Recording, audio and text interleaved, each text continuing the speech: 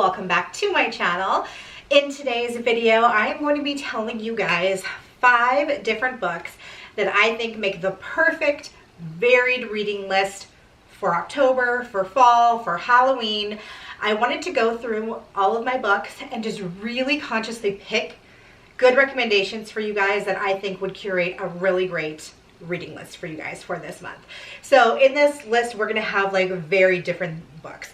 So there's a witchy book in here, there's a pandemic-y sort of book in here, there is a possession kind of book, there's a mystery, there's like all sorts of different styles of books that I think ultimately are really great fall reads. The first book that is on the list is Our Cricket Hearts by Melissa Albert. So this one is more of a witchy read, and I really love it. Goes from 2 different perspectives. It goes from the different perspective of a mother and her daughter.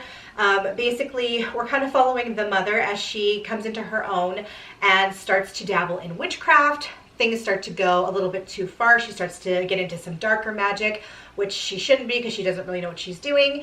And she kind of has some cause and effect from this that bleeds into her current life with her daughter, who is now a teenager, trying to figure out what is going on.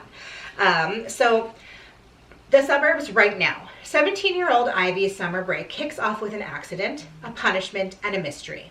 A stranger whose appearance in the middle of the road in the middle of the night heralds a string of increasingly unsettling events. As the days pass, Ivy grapples with eerie offerings, corroded memories, and a secret she's always known, that there's more to her mother than meets the eye. The city back then. Dana has always been perceptive, and the summer she turns 16 with the help of her best friend and an ambitious older girl, her gifts bloom into a heady fling with the supernatural. As the trio's aspirations darken, they find themselves speeding toward a violent breaking point. Years after it began, Ivy and Dana's shared story will come down to a reckoning amongst a daughter, a mother, and the dark forces they never should have messed with.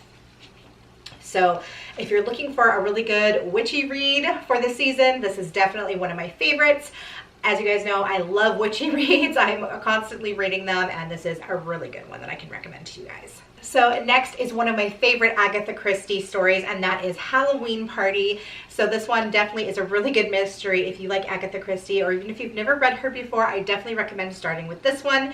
It's really easy to follow. There's surprising twists and turns, and it's set at a Halloween party. So how perfect can that be for the Halloween season?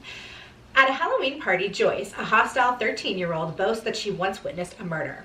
When no one believes her, she storms off home. But within hours, her body is found, still in the house, drowned in an apple-bobbing tub. That night, Hercule Poirot is called in to find the evil presence. But first, he must establish whether he is looking for a murderer or a double murderer.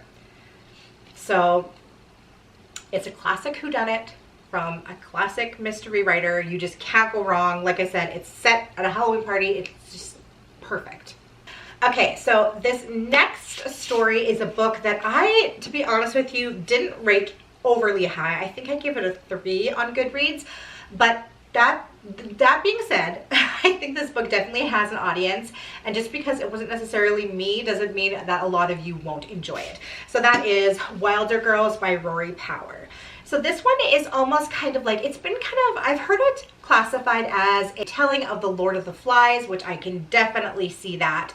But it follows a school for girls, basically, that these girls end up just being left alone, fighting this illness that is airborne and really gross. I'll just be honest, it's really, really gross what happens when they contract this disease. And they're kind of like all fighting to stay alive. So it's been 18 months since Baxter School for Girls was put under quarantine, since the talks hit and pulled Hetty's life out from under her. It started slow. First, the teachers died one by one. Then it began to infect the students, turning their bodies strange and foreign. Now, cut off from the rest of the world and left to fend for themselves on their island home, the girls don't dare wander outside the school's fence, where the tox has made the woods wild and dangerous. They wait for the cure they were promised as the tox seeps into everything.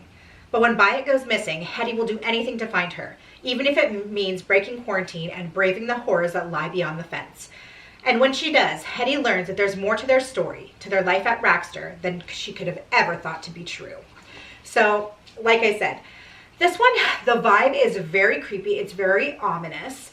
And I didn't just necessarily like the vibe of it. But that, like I said, that being said, I do think a lot of you will like this, especially if you like The Lord of the Flies, you will like this. I like that it's a different take, like with a different gender. It just kind of flips things on its head a little bit, and it's definitely a creepy vibe for fall.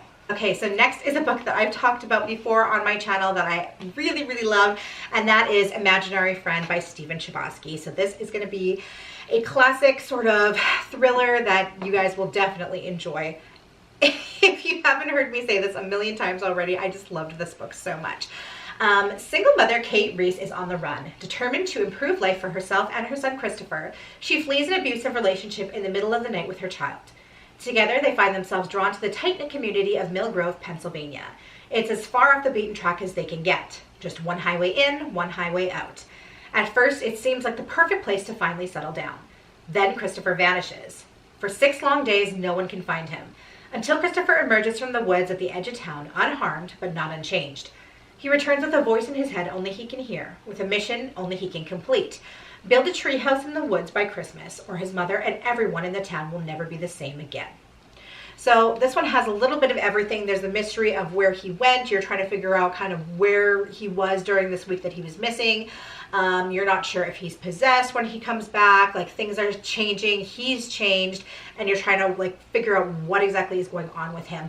There's lots of different spooky twists and turns in here. And it kind of like encompasses a range of different paranormal things going on in this book, and I really, really loved it. It was one of my favorite books last year, and I can't recommend it enough.